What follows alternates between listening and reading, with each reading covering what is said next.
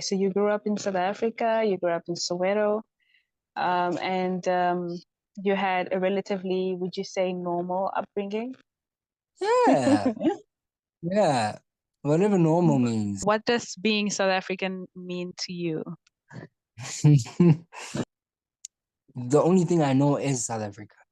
And other than things that I see about other countries on social media and on movies and, so on and so on. But other Mm. than that, all I know is how to be South African, and this is a beautiful country, dude. And when you think about certain other dynamics too, which is the fact that mankind is said to have first been discovered, you think of Lucy, you think of Yeah, Marupeng, the cradle of humankind, the Stelfontein exactly. caves, That is things the like birth that. of humanity. Yeah. Exactly, exactly. When I think of things like that, then I think to myself, wow, I'm exactly where it all started, things like that. And even with more controversial genres of information, which is to say the first species of like the first kind of the children of age, or I'm not sure if you know about a guy called Michael Tellinger. He has this information that he shares about how the first of what we know as a human being Mm. was created on a rock that's in KZN.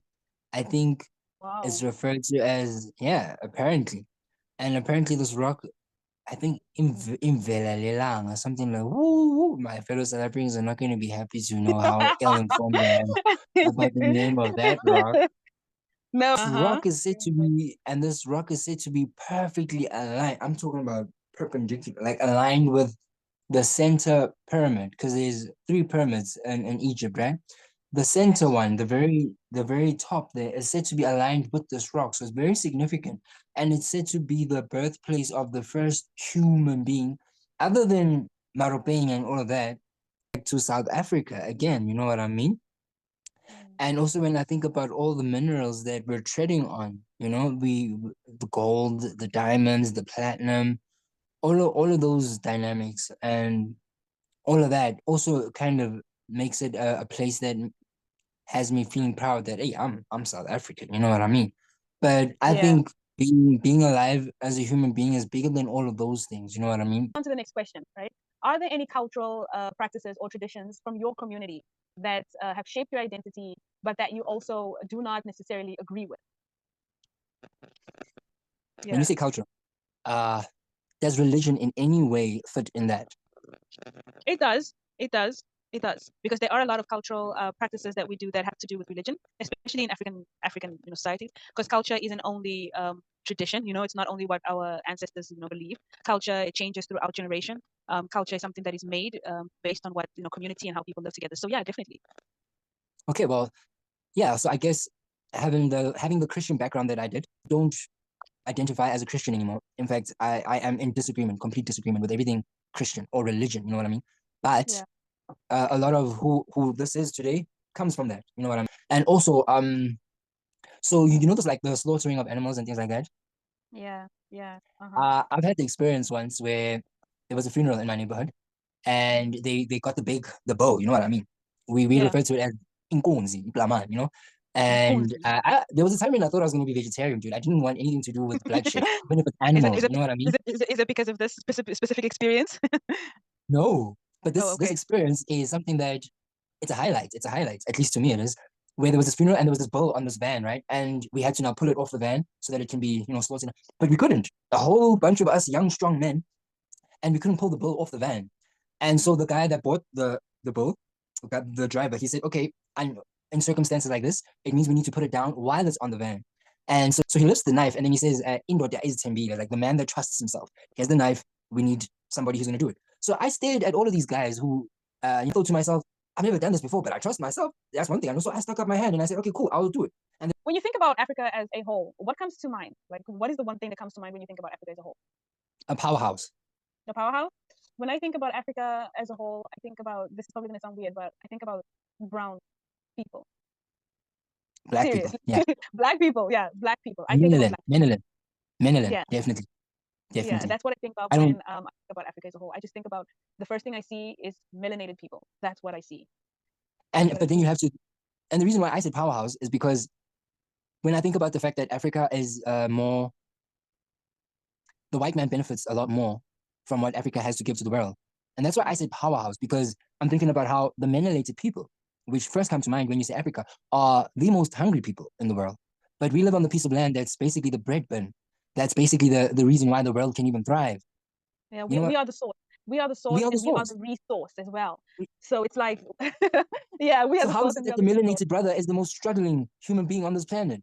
It's the most Yeah. baffling thing that comes to my mind. It's like, I should be one of the what's said to be the richest families in the world. You know what I mean? Let's move on to the next question.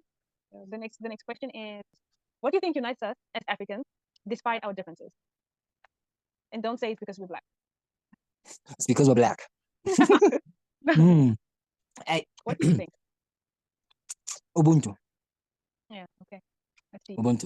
The fact that we are, hey man, you see another brother, a melanated brother, a black brother, and you can see yourself in him, and you tend to want to engage with him from an empathetic place. You know what I mean? You put your brother, you put yourself in his shoes, and you don't want to. I know how there's a lot of what's completely the opposite of what I'm saying, but at the same time, we still have it. We still have it. The white man hasn't completely influenced us. You know what I mean? There was a time in my life when I literally thought I want nothing to do with black people, to the extent where it shaped my nose. I mean, I have this Caucasian nose apparently, like I have this That's a English lie. nose. That is a that is a lie. Yeah, but yeah, there's nothing more special than being in the presence of a black man. A black man will really just make you feel so special. Let's go down that road. Okay, let's move on. Right? Yeah. What challenges do you see when it comes to unity or connection across the continent? What is it that is keeping us from uniting, basically? What is that challenge that is causing us to not connect the way that we should? So I'll say it's the illusion of separation.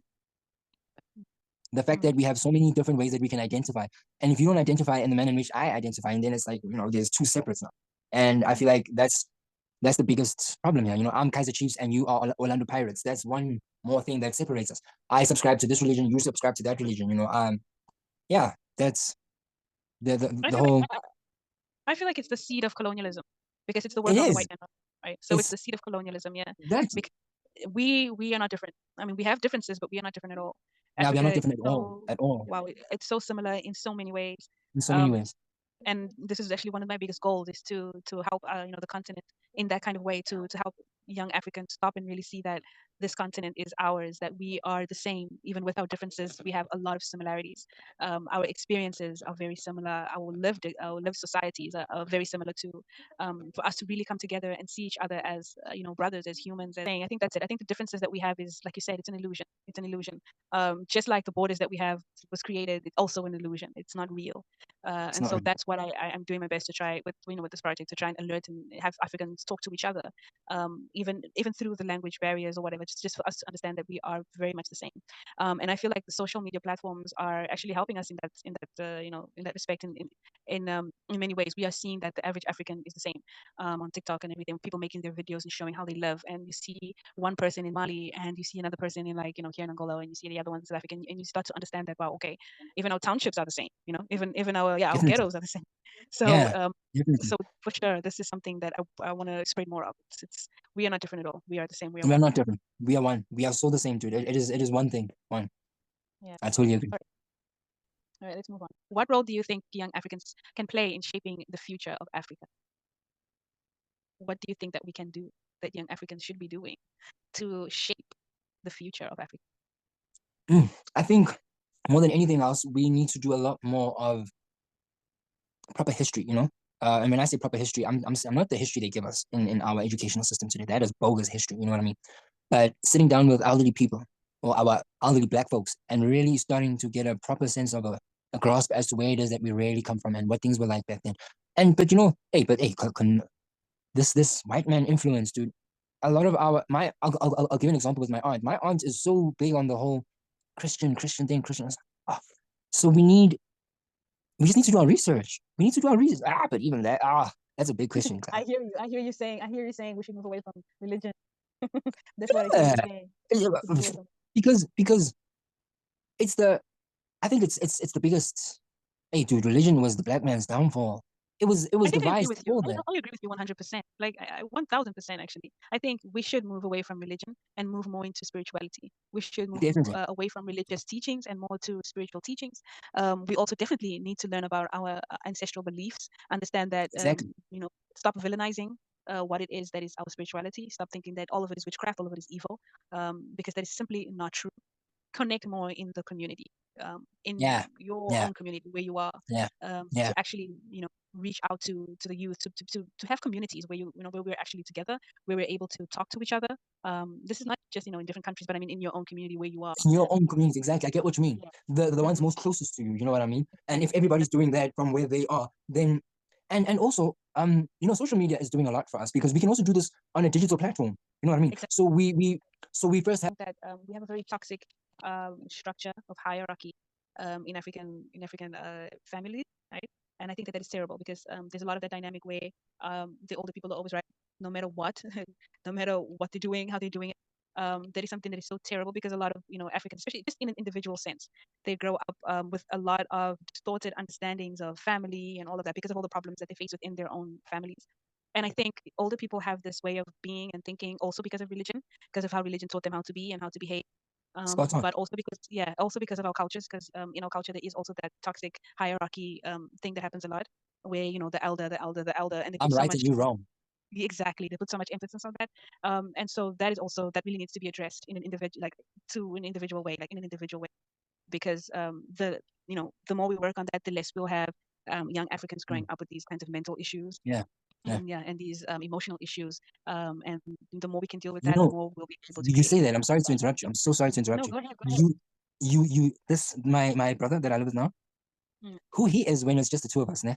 And who he is when his mother is around, and who he is when my father is around is They're three completely different different people. people. But Thank you. So obviously, I like it's the like who you're he is wearing mom when. with this person, with this person, with this person, with Yeah, the other. You know what I yeah, mean? And that's terrible. That's terrible yeah. because the way that you grow up is the way that your parents condition you. Your parents condition you to Exactly, behave that way. To think that exactly. way.